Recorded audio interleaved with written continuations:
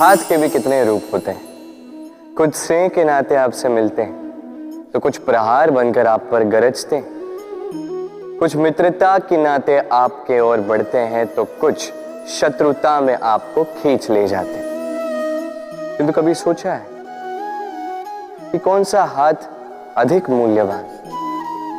जब आप सफल होते हैं, जब आप शुभ कर्म करते हैं, तब कुछ हाथ आपके लिए तालियां बजाते हैं और कुछ हाथ ऐसे होते हैं जो आपके कंधे पर रखे जाते हैं जब आप जीवन में सबसे अधिक असफल होते हैं, जब आप टूट जाते हैं। ये तालियां बजाने वाले ये हाथ, आपकी प्रशंसा करने वाले ये हाथ, इससे कहीं अधिक मूल्यवान है वो हाथ जो आपको तब सहारा देते हैं जब आप वो समय व्यतीत कर रहे हैं जो कोई नहीं करना चाहता। ये आपका संबल बनते हैं और यही संबल है जो जीवन को जीने का आधार आपको देता है। तो एक दूसरे का संबल बनकर रहिएगा, जीवन में सदैव सुख पाएंगे। मनुष्य, प्रत्येक मनुष्य किसी से प्रेम करता है, किसी से घृणा, किसी का आदर करता है तो किसी का तिरस्कार करता है। मनुष्य कुछ भी हो सकता है, स्वस्थ हो सकता है, रोगी हो सकता है, धनी हो सकता है, निर्धनी हो सकता है, मित्र हो सकता है, शत्रु भी हो सकता है। यदि कुछ नहीं हो सकता तो अस्पर्श, छुआछूत ईश्वर की दृष्टि में सबसे बड़ा पाप है। ये जो मनुष्य का शरीर है ये ईश्वर की देन है, ये उसका मंदिर है। हर शरीर में ब्रह्मा जी निवास करते हैं, तो इस शरीर का अपमान करना, इसे छूने से भी कतराना, ये कभी ना करना। इस जीवन में छुआछूत कभी ना करना। ईश्वर की जो देन है उसका सम्मान करना सीखो। प्रेम और चाह समान लगता है किंतु है नहीं, इनमें बहुत अंतर है। देखा जाए तो प्रेम और चाह कभी एक हो ही नहीं सकते। अब यदि मैं आपको उदाहरण दूं, यदि आप इस पुष्प को चाहते हैं तो आप इसे इसकी डाली से तोड़कर अपने पास रखें, किंतु यदि आप इससे प्रेम करते हैं तो आप प्रतिदिन आकर इसकी जड़ों को जल देंगे ताकि ये और खिले। बस यही है अंतर चाह और प्रेम। चाह स्वार्थ बन जाता है, जहां प्रेम प्रेम परमार्थ बनता है। तो चाह नहीं, प्रेम कीजिए, जीवन धन्य हो जाएगा। कभी किसी बालक को देखा है कितना कुछ घटित होता है उसके जीवन में। बालपन से लेके बड़े होने तक असंख्य अनुभवों का अनुभव करता है। कभी गिरता है, कभी चोट खाता है, कभी सीखता है, कभी पीड़ा सहता है तो कभी आनंद के क्षण जीता है। किंतु स्मरण रखता है तो केवल आनंद के क्षण।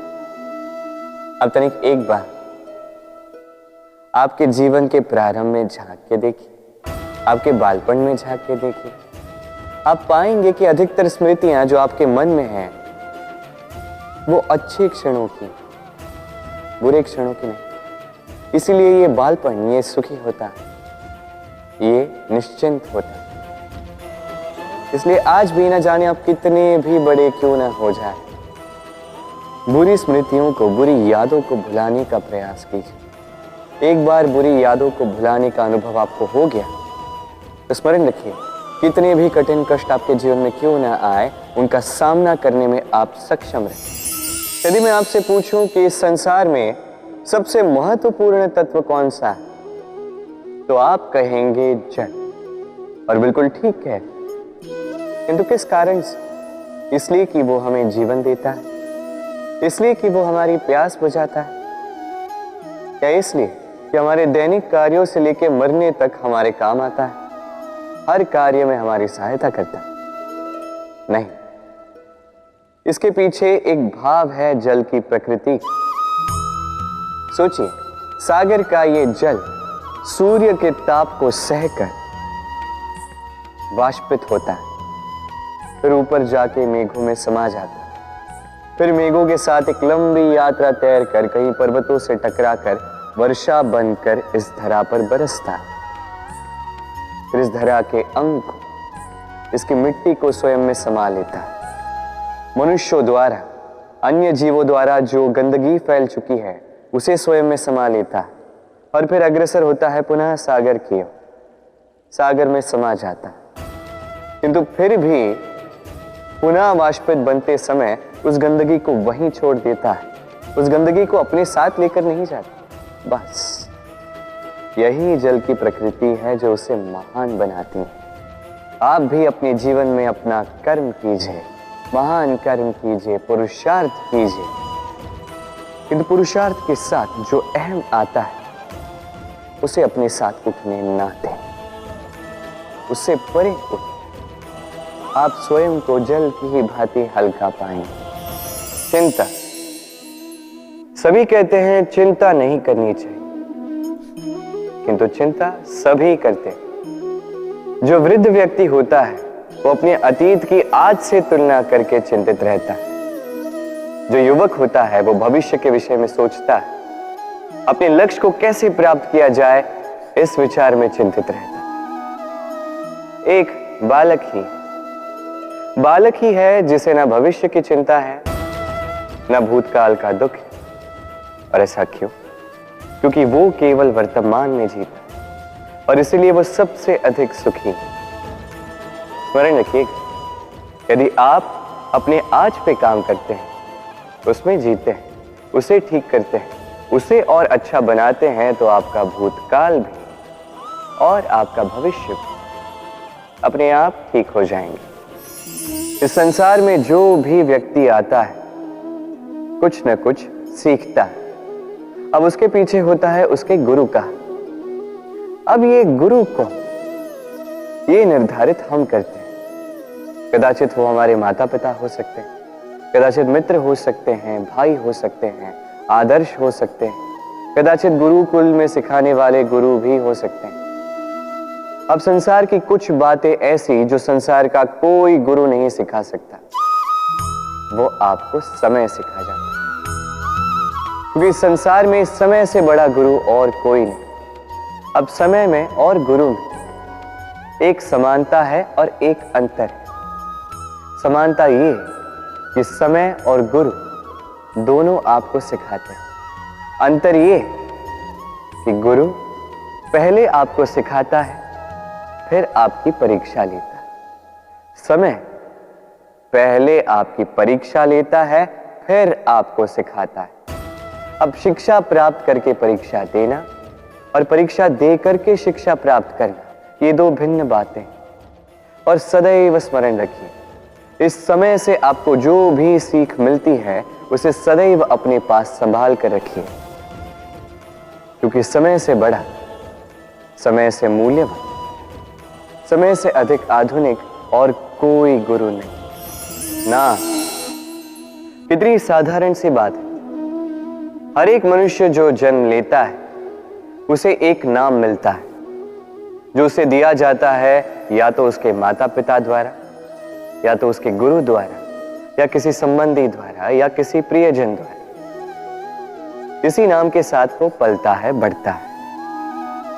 परंतु क्या यही नाम है? क्या यही सब कुछ है? कदापि नहीं।